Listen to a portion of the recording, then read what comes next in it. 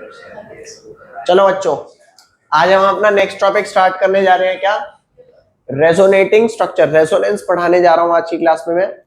Resonance एक important topic है आपके चैप्टर नंबर 4 का। तो स्टार्ट करते हैं यहां से।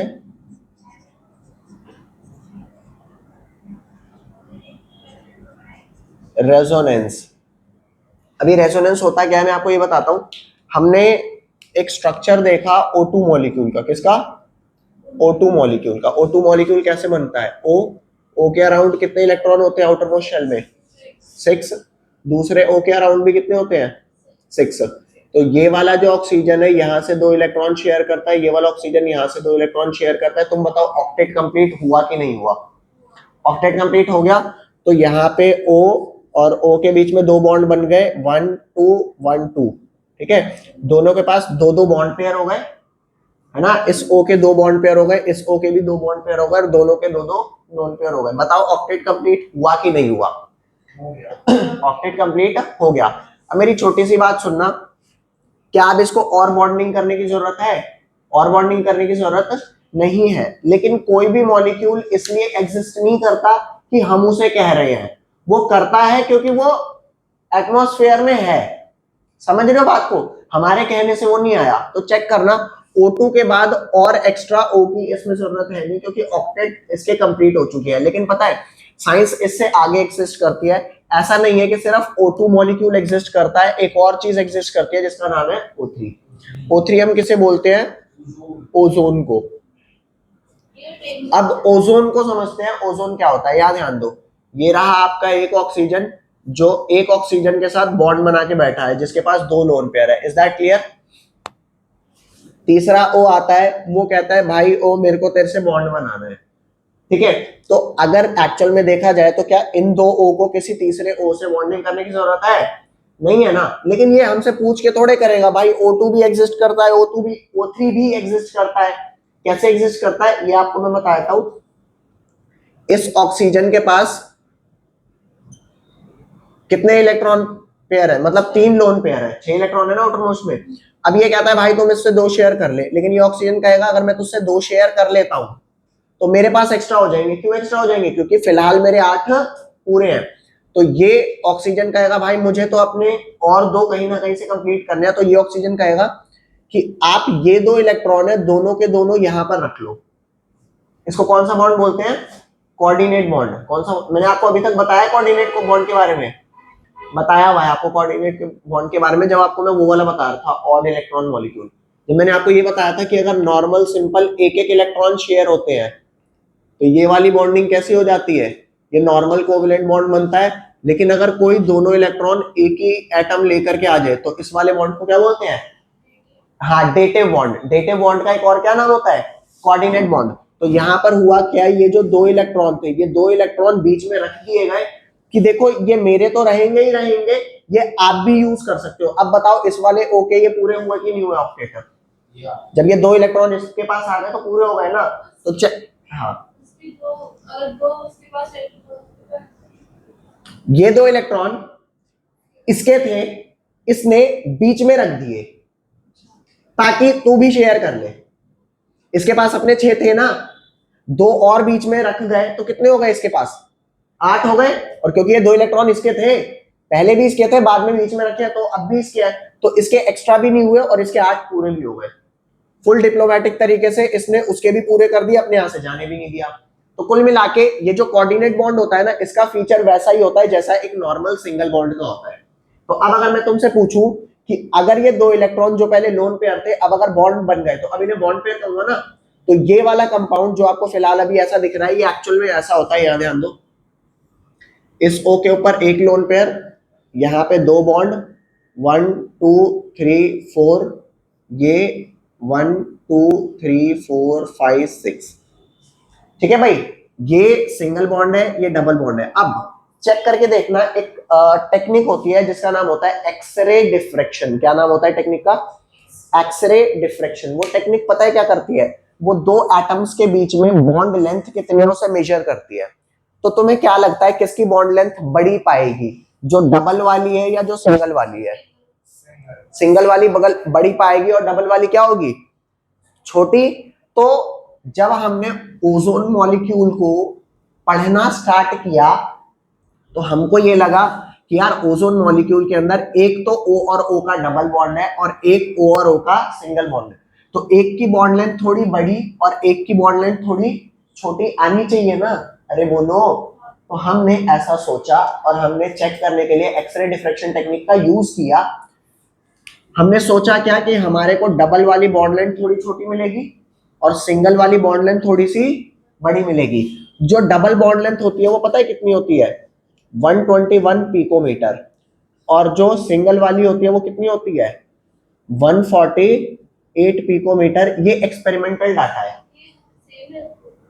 हाँ, सिंगल वाले की इतनी पाई गई है आज तक, डबल वाले की इतनी पाई गई है।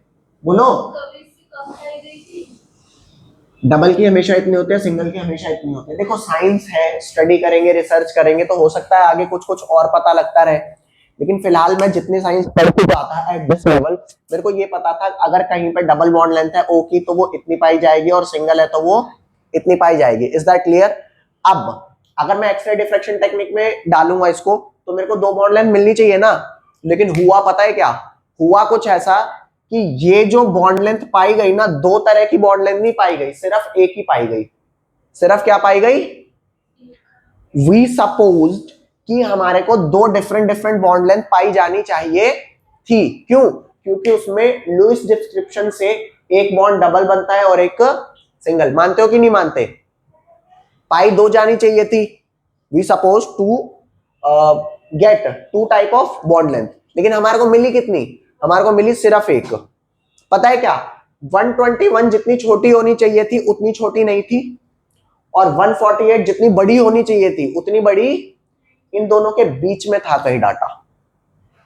बोलो, इन दोनों के बीच में था।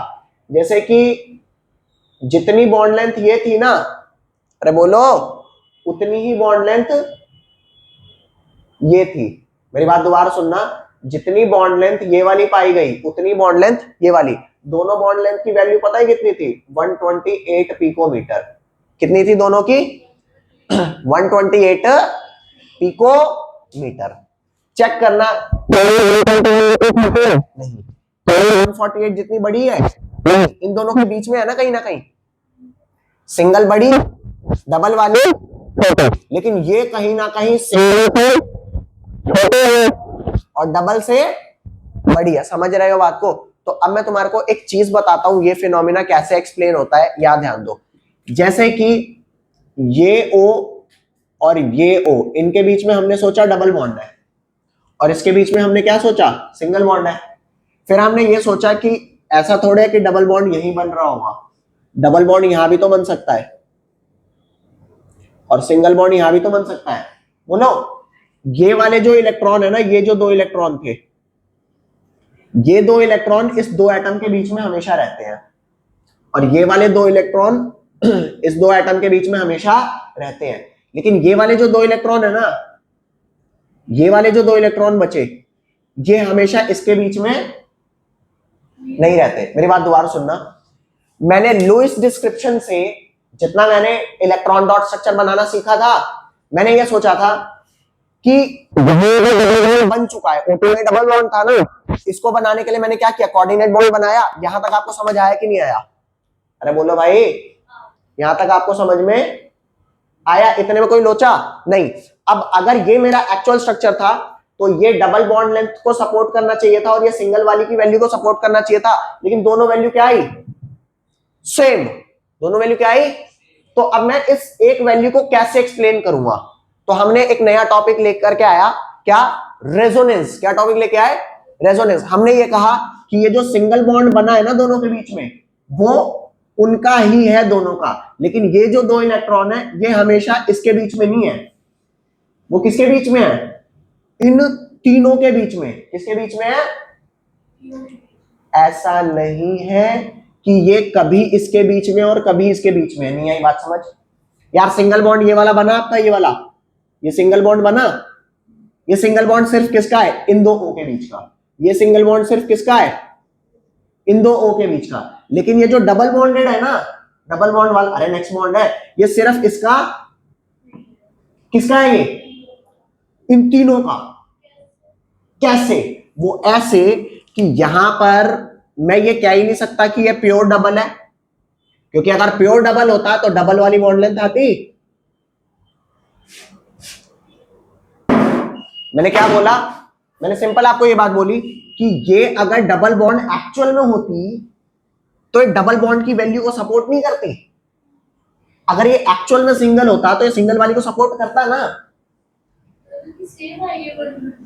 हाँ, दोनों की वैल्यू 128 सेम आई है। मेरे को ना 121 मिला ना 140। तो अब तुम बताओ ना, तुम्हारे पास कुछ है क्या ऐसा जो तुम इस सेम बॉन्ड लेंथ को एक्सप्लेन कर पाओ? सच्चाई अगर जाने तो ये सब गलत है। क्यों गलत है आप समझो ना। आपने आपने इलेक्ट्रॉन डॉट स्ट्रक्चर बनाना सीखा। आपने कहा O2 मॉलिक्यूल इसलिए बनता है क्योंकि ऑक्टेट कंप्लीट हुआ, डबल बॉन्ड से हुआ। फिर आपने कहा यार O2 के बाद O3 भी तो बनता है, तो चलो कोई नहीं, O3 को उन्होंने कोऑर्डिनेट बॉन्ड से सेटिस्फाई करा दिया। तो अगर एक सिंगल बॉन्ड है, एक डबल बॉन्ड है, तो डबल और सिंगल दो अलग अलग टाइप की बॉन्ड लेंथ मिलनी चाहिए थी ना। लेकिन क्या मिली? नहीं मिली। क्यों नहीं मिली? वो हमारे को नहीं बताना क्यों नहीं मिली। अब क्यों मिली होगी उसके लिए हम एक नई थ्योरी लेके आ रहे हैं। और नई नई थ्योरी क्यों लानी पड़ती है पता है? क्योंकि हम छोटे छोटे ना मॉलिक्यूल्स के साथ वो कर रहे हैं, क्या बोलते हैं, डील कर रहे हैं, समझ रहे हो? और ये मॉलिक्यूल किसी को दिखते नहीं है। तो सिंपल सी बात, डबल वाली बॉन्ड लेंथ और सिंगल वाली बॉन्ड लेंथ अलग अलग मिलनी चाहिए थी, ओजोन में मिली नहीं। हमको दोनों बॉन्ड लेंथ क्या मिली? सेम। तो हम एक कॉन्सेप्ट लेके आए क्या कि ये वाला जो बॉन्ड है, ये दो इलेक्ट्रॉन प्योरली इन दो O के बीच में है, ये वाले दो इलेक्ट्रॉन प्योरली इन दो O के बीच में है। लेकिन ये वाले जो दो इलेक्ट्रॉन है ना, ये प्योरली ना तो इसके हैं और ना प्योरली इसके हैं। एक्चुअल में क्या है स्ट्रक्चर कि ये दो इलेक्ट्रॉन तो इन दोनों के हैं, समझ रहे हो, और ये दो इलेक्ट्रॉन किसके हैं? इन दो के। लेकिन बचे दो इलेक्ट्रॉन वो किनके हैं? बचे दो इलेक्ट्रॉन किनके हैं? ऐसा नहीं है कि MWF में इसके पास रहते हैं, TTS में इसके पास रहते हैं। मम्मी पापा नहीं है, एक बार एक बच्चे के, एक बार एक बच्चे के। मम्मी पापा नहीं है। अरे बोलो, वो हर टाइम किनके बीच में है? तीनों के बीच में। हर टाइम तीनों के बीच में। अरे बोलो, कोई एक इंसान क्या एक साथ तीन जगह प्रेजेंट हो सकता है? मतलब हमें इतना तगड़ा कॉन्सेप्ट नहीं आता, शायद भूत हो तो प्रेजेंट हो सकता है, लेकिन भूत वाला अपने को कुछ समझ नहीं आ रहा ना मामला। तो ये जो दो इलेक्ट्रॉन है, ये सिर्फ इन दो के या सिर्फ इन दो के? तो आप इसे किसी एक लुईस डॉट स्ट्रक्चर से शो क्यों नहीं कर सकते? क्योंकि अगर तू किसी एक के बीच में कभी मिलता है तो कभी तो डबल और सिंगल की बॉन्ड लेंथ देगा। डबल और सिंगल की बॉन्ड लेंथ क्यों नहीं दे रहा?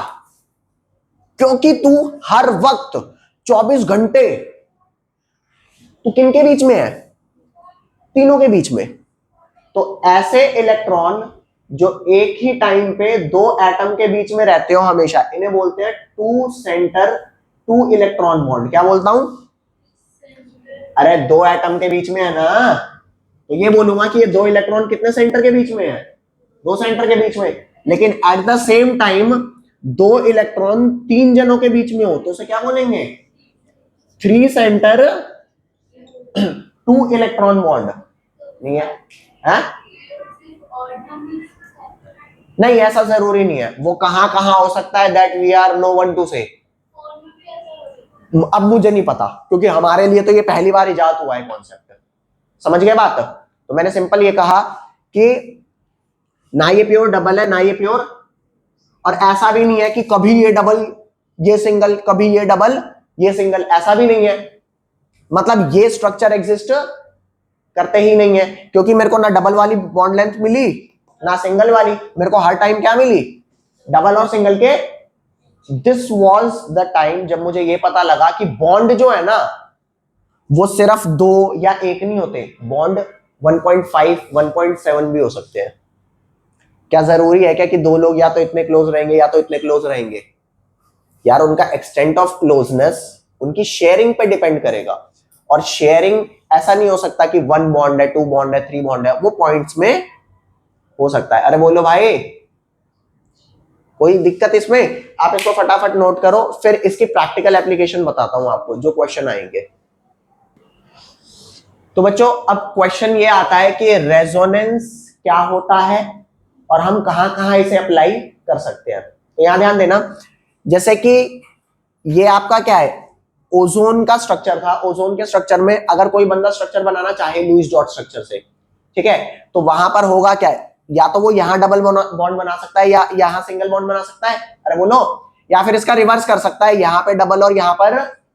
तो हर वो जगह जहां पे डबल बॉन्ड कहां होना है, सिंगल बॉन्ड कहां होना है, ये बात डिसाइडेड, वहां रेजोनेंस अप्लाई होगा, क्योंकि ना तो डबल बॉन्ड होगा और ना ये दोनों के क्या होंगे, बीच के। अरे बोलो भाई, दोनों क्या होंगे इनके, बीच के।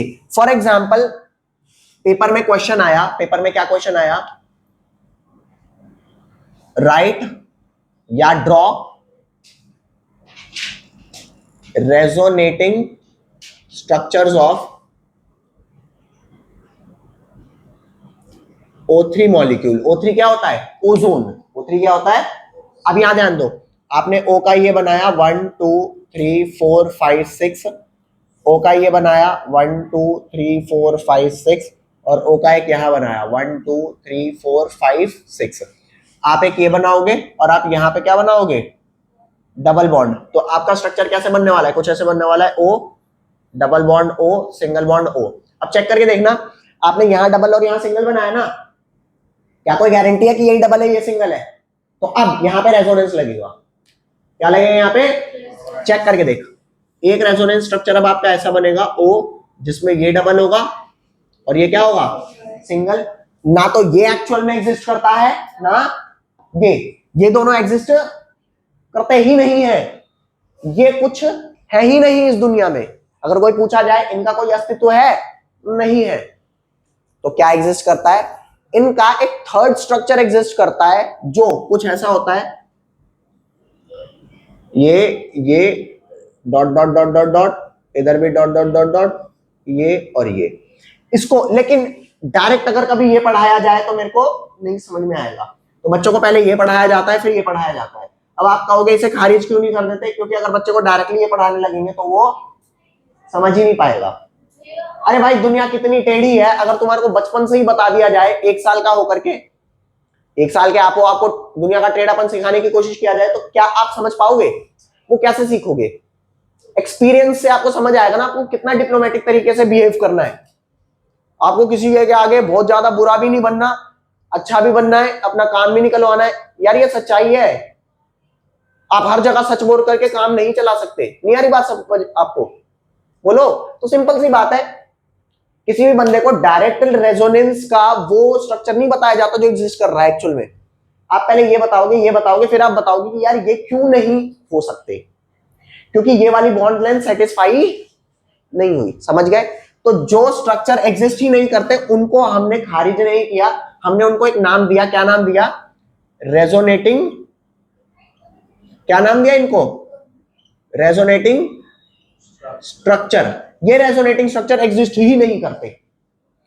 ये पहला रेजोनेटिंग स्ट्रक्चर और ये दूसरा रेजोनेटिंग स्ट्रक्चर, ये एग्जिस्ट करते ही नहीं है।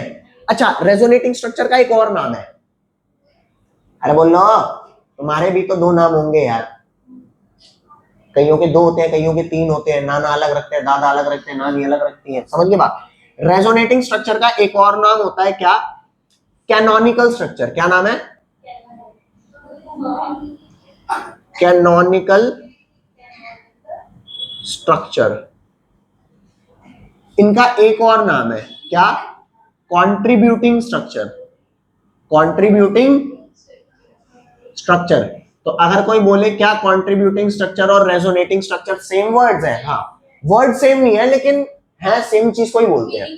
हाँ, अब ये जो आया इसे क्या बोलते हैं? ये इनका और इनका हाइब्रिड है, दिस एक्चुअली एग्जिस्ट। अरे बोल लो भाई, तो पेपर में अगर आपको आए right resonating structure of O3, तो आप एक ये वाला स्ट्रक्चर बनाएंगे, एक ये वाला बनाएंगे और एक हाँ रेजोनेंस हाइब्रिड। क्या बोलते हैं इसको?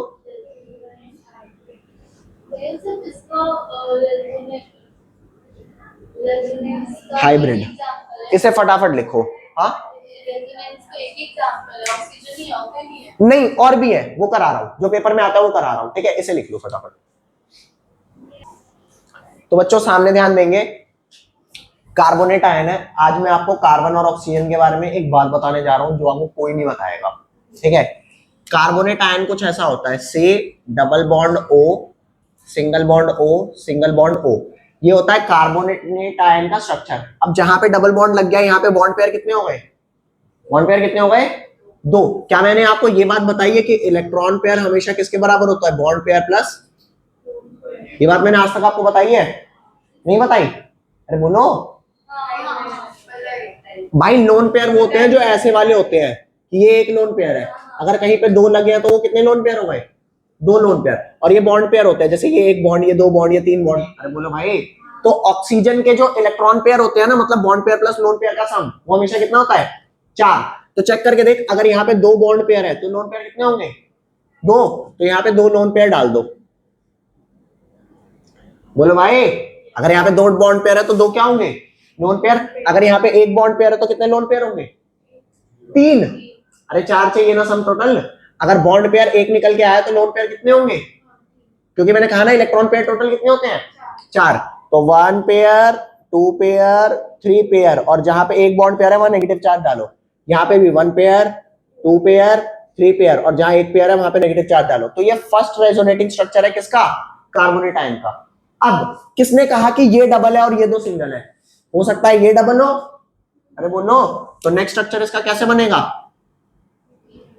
ओ ओ ओ, इस वाले को डबल कर दो। यहाँ कितने लोन पेयर बनाऊंगा, दो, क्योंकि यहाँ पे दो क्या है, बॉन्ड पेयर। यहाँ कितने लोन पेयर बनाऊंगा, वन टू थ्री, और यहाँ कौन सा चार्ज डालूंगा, नेगेटिव। यहाँ कितने, वन टू थ्री, यहाँ क्या डालूंगा, नेगेटिव। ये हो गया सेकंड। थर्ड क्या हो जाएगा आपका, सी। यहां पर डबल, यहां पर सिंगल, और यहां पर, बोलो भाई, एक दो, one two three, one two three, जहां पे सिंगल सिंगल बॉन्ड है नेगेटिव चार्ज। तो कुल मिला के वन टू और थ्री, ये तीन ही तो पॉसिबिलिटी थी, तीन से ज्यादा हो सकता है क्या, नहीं हो सकता ना। क्यों, क्योंकि तीन ओ है, एक बार इसको डबल, एक बार इसको डबल, एक बार उसको डबल। अब क्या ये तीनों एग्जिस्ट करते हैं, एक्चुअल में ये तीनों ही एग्जिस्ट नहीं करते। कौन एग्जिस्ट करता है, इन सबका हाइब्रिड। ये सारे क्या कहलाएंगे, रेजोनेटिंग स्ट्रक्चर। क्या कहलाएंगे, रेजोनेटिंग। इनका हाइब्रिड कैसे बनेगा, कार्बन, ना कोई इनमें डबल है ना कोई इनमें, सारे कैसे हैं, dot dot dot dot dot dot dot dot dot dot. अरे बोलो, अरे बोल भी दिया करो। हाँ हाँ हाँ, मेरे को समझ में आ गया। बोलो भाई, अरे हो गया। और ये जो -2 चार्ज कभी इन दो पे, कभी इन दो पे, कभी उन दो पे है ना, ये एक्चुअल में -2 किस पे है, ओवरऑल पे। Is that clear. तो ये तीनों रेजोनेंस, रेजोनेटिंग स्ट्रक्चर, और ये क्या हुआ आपका, रेजोनेंस हाइब्रिड। यहां तक कोई लोचा बता दो भाई, कोई लोचा हो तो बता दो, फटाफट लिखो इसे। चलो बच्चों, नेक्स्ट टॉपिक आपका है डायपोल मोमेंट। डायपोल मोमेंट एक मस्त टॉपिक है, पेपर में पूछा जाता है इसका एक क्वेश्चन जो लगभग हर बार आ ही जाता है, ठीक है। तो डायपोल मोमेंट क्या होता है, पहले ये आपको लिखवा देता हूं। इट इज डिफाइंड एज, लिखो बच्चों, it is defined as, it is defined as product of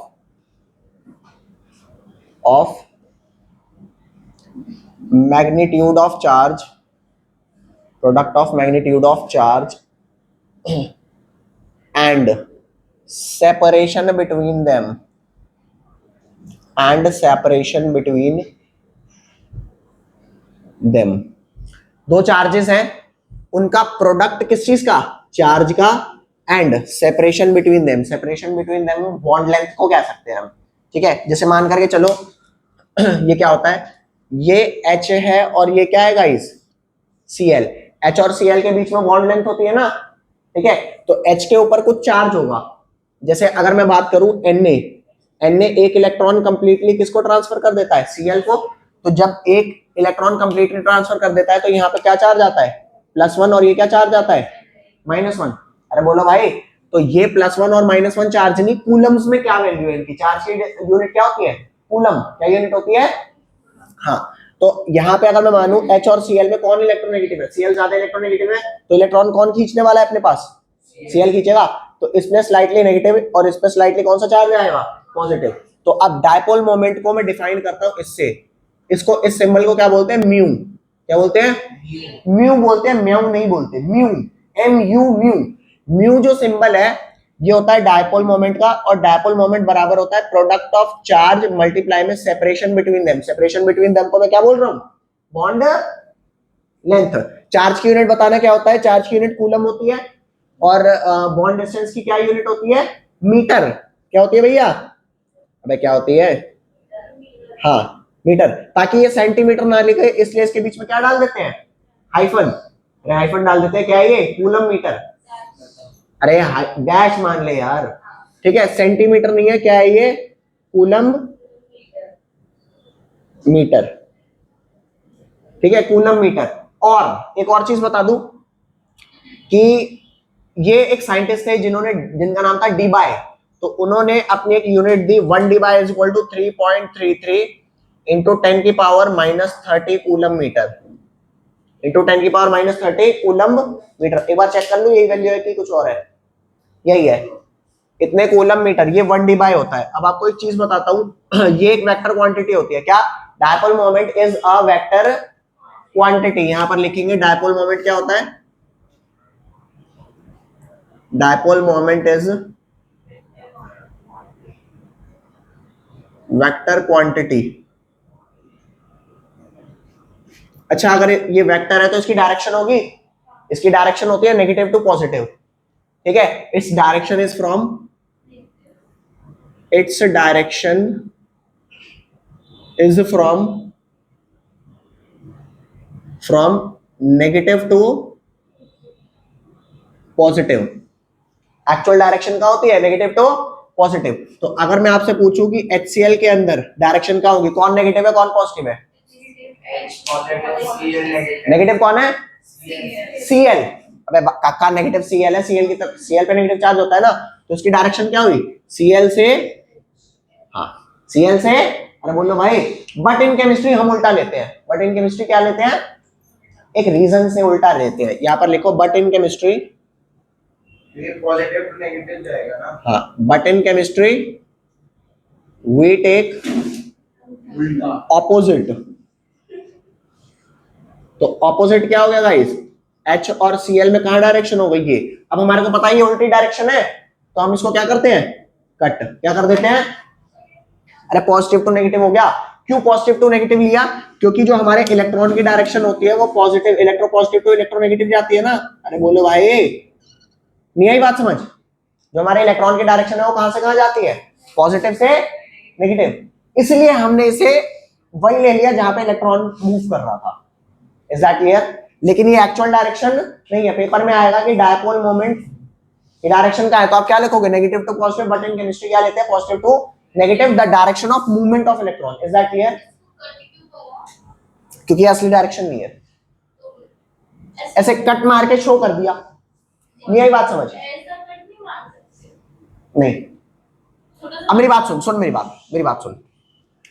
अगर मैं तुमसे पूछूं कि डायपोल मोमेंट किसका ज्यादा होगा, किसका ज्यादा, नहीं ज्यादा नहीं, पहले ये बताओ, एक मॉलिक्यूल ले रहा हूं BeCl2, मैं आपको इसकी शेप बता देता हूं, शेप कैसी है। ये रहा Be, इधर Cl, इधर Cl, चेक करके देखना, BeCl जितना डायपोल मोमेंट इधर जा रहा होगा उतना ही डायपोल मोमेंट इधर भी तो जा रहा होगा। अरे बोलो भाई, ये बात समझ। अबे तुमने वेक्टर एडिशन पढ़ा हुआ है ना, जितना वेक्टर एक इधर की साइड होता है अगर उतना ही उधर है तो कैंसिल आउट नहीं हो जाता। तो सिंपल सी बात है, BeCl2 का जो स्ट्रक्चर होता है वो कुछ ऐसा होता है कि वो लीनियर होता है, तो जितना Be और Cl बॉन्ड का इधर डायपोल मोमेंट होगा उतना ही इधर होगा, क्योंकि सेम बॉन्ड है। तो यहाँ पे नेट डायपोल क्या हो जाएगा, नेट डायपोल मोमेंट 0 हो जाएगा। क्यों कैंसिल आउट हो गया, क्योंकि दोनों इक्वल एंड ऑपोजिट था। Is that clear. आप इसको ऐसे भी समझ सकते हो कि Be को अगर कोई Cl उधर से खींचे और इधर से खींचे तो नेट फोर्स क्या होगा, तो नेट डायपोल मोमेंट भी 0 हो गया। एक और कंपाउंड होता है जिसका नाम होता है BCl3। BCl3 कुछ ऐसा होता है, ऐसा, ऐसा और ऐसा। सोच करके देखो, अगर बोरॉन को तीनों तरफ से खींचा जाए, उधर, इधर और इधर, तो नेट डायपोल मोमेंट क्या होगा इधर इसका? इसका भी नहीं, जीरो होगा। क्यों जीरो होगा? कोई मान लो मेरे कोई बांध करके एक इधर से खींचे, एक इधर से खींचे और एक इधर से खींचे, तो नेट में कहीं खींचूंगा क्या? नहीं खींचूंगा ना, सारे इक्वल होने चाहिए। तो यहां भी नेट डायपोल मोमेंट की वैल्यू कितनी है? जीरो। Is that clear? हाँ। नहीं, कई जगह फर्क पड़ेगा भी। अगर मान ले कुछ ऐसा होता, एग्जैक्टली केस ये है नहीं, SnCl2 एक मॉलिक्यूल होता है जो ऐसा सा दिखता है, तो ये थोड़ा सा इधर है, ये थोड़ा सा इधर है, तो क्या इसका नेट जीरो हो पाएगा? नहीं हो पाएगा ना। तो किसी मॉलिक्यूल की क्या शेप है वो कहीं ना कहीं उसके डायपोल से डिजाइन, सोच करके देख। अगर SnCl2 का भी डायपोल मोमेंट जीरो होता, इसका मतलब ये होता ना SnCl बॉन्ड क्या है? Equal and opposite. अरे बोलो। तो इस बात से ये पता लगता है कि SnCl2 तो बेंट शेप का है, जबकि ये वाला कैसा है? लीनियर। समझ गए? तो कहीं ना कहीं डायपोल मोमेंट का रिलेशन उनकी शेप से होता है। तभी तो साइंटिस्ट ये कह रहे थे कि ऑक्टेट थ्योरी शेप के बारे में घंटा कुछ नहीं बता पाई थी। नहीं आई बात समझ? अरे बोलो। नहीं आया समझ? सच्ची में नहीं आया? बोल भाई। पक्का? इसे फटाफट लिखेंगे जल्दी से।